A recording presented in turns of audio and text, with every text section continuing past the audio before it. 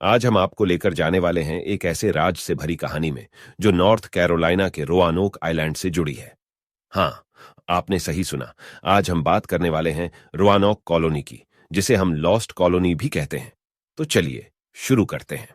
प्रिय दर्शकों, इस दिलचस्प और रहस्यमयी कहानी का आनंद उठाने से पहले, अगर आपने अब तक हमारे चैनल को सब्सक्राइब नहीं किया है तो कृपया अभी सब्सक्राइब कर लीजिए, ताकि आप हमारी नई और रोचक कहानियों का आनंद उठा सकें। हम आपका स्वागत करते हैं और चलते हैं इस दिलचस्प सफर पर। 16वीं सदी के अंत में इंग्लैंड की रानी एलिजाबेथ प्रथम के शासनकाल में यह घटना घटी थी।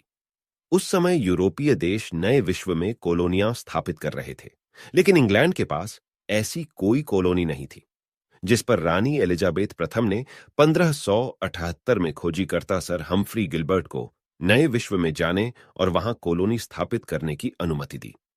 हम्फ्री गिलबर्ट के साथ उनके साथी में वॉल्टर राले भी थे, जिन्होंने इस प्रयास में महत्वपूर्ण भूमिका निभाई। पहली यात्रा 1585 में, जब एक समूह अंग्रेजी बस्तीकर्ता, जिनके नेतृत्व में राल्फ लेन थे, रोएनोक द्वीप की पहली यात्रा पर निकले और एक बस्ती स्थापित करने का प्रयास कर रहे थे। उन्हें स्थानीय प्राकृतिक अमेरिकी जातियों से टकराव हुआ, सीमित आपूर्ति और कठिन मौसमी स्थितियों का सामना करना पड़ा। इन मुश्किलों ने कॉलोनी के सदस्यों को इंग्लैंड वापस लौटने के लिए मजबूर कर दिया।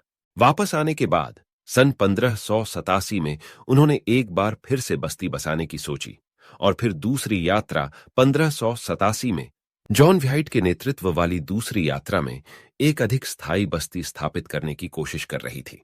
जॉन व्हाइट की बेटी एलिनर डेयर और उसके पति आननियास डेयर भी उन बस्तीकर्ताओं में शामिल थे और उन्होंने नए विश्व में पहले अमेरिकी अंग्रेजी बच्चे वर्जीनिया डेयर को जन्म दिया। हालांकि स्थानीय प्राकृतिक अमेरिकी जातियों के साथ टकराव जारी रहा और आपूर्ति कम हो रही थी, जिसके कारण जॉन व्हाइट ने इंग्लैंड वापस लौटने का निर्णय लिया और मदद लाने का सोचा, और फिर अपनी बेटी, उसके पति और बच्ची वर्जीनिया डेयर सभी बस्ती वालों को छोड़कर इंग्लैंड चले गए। लेकिन जैसे ही वह इंग्लैंड पहुंचा तो एक महत्वपूर्ण नौसेना युद्ध इंग्लैंड और स्पेन के बीच शुरू हो गया और क्वीन एलिजाबेथ ने महान स्पेनिश आर्मड़ा के सामने अपने उपलब्ध सभी जहाजों को बुलाया, जिससे जॉन व्हाइट को आने में 3 साल लग गए। जॉन व्हाइट 1590 में जब रोएनॉक में वापस आया तो वहां कोई कॉलोनी या उसके निवासियों का कोई पता नहीं चला। उसने एक लकड़ी के स्तंभ पर खुदाई करके क्रोएटोआन शब्द को खोदा, लेकिन इसके अलावा कुछ सुराग नहीं मिले कि क्या हो सकता है। यह रहस्य आज तक हल नहीं हुआ है। क्रोएटोआन एक प्राचीन स्थान का नाम था, जो नॉर्थ कैरोलिना की पंडुल्फ बीच के पास स्थित था। यह स्थान स्थानीय आदिवासी समुदाय के नाम के रूप में भी जाना जाता था। जॉन व्हाइट ने क्रोआटोआन को खोदने के बाद सोचा कि शायद रोएनॉक कॉलोनी के निवासियों की यह संकेत देने की कोशिश की कि वे वहां पर गए होंगे, या शायद उन्होंने कॉलोनी को छोड़ दिया हो। हालांकि इसके बाद भी उनके बारे में कोई नई जानकारी प्राप्त नहीं हुई और रोएनॉक कॉलोनी के निवासी की गायबी की सच्चाई अब तक निष्कर्षित नहीं की गई है। रोएनॉक कॉलोनी की घटना को लॉस्ट कॉलोनी ऑफ रोएनॉक भी कहते हैं। आज तक इसकी सच्चाई पता नहीं चल पाई है और यह एक मुख्य रहस्यमयी घटना बनी हुई है अमेरिकी इतिहास में।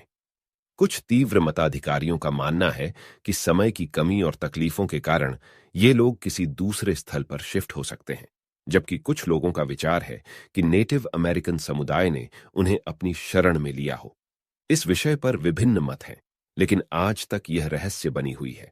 आपको क्या लगता है, कमेंट बॉक्स में जरूर बताएं। यदि आपके पास इस विषय में कुछ और जानकारी हो या आप अपने विचार साझा करना चाहते हैं तो कृपया कमेंट्स बॉक्स में लिखें। हमारे चैनल को सब्सक्राइब करना ना भूलें, ताकि आप ऐसे रोचक और ज्ञानवर्धक वीडियो देख सकें। अगले वीडियो में मिलते हैं, तब तक के लिए गुड बाय।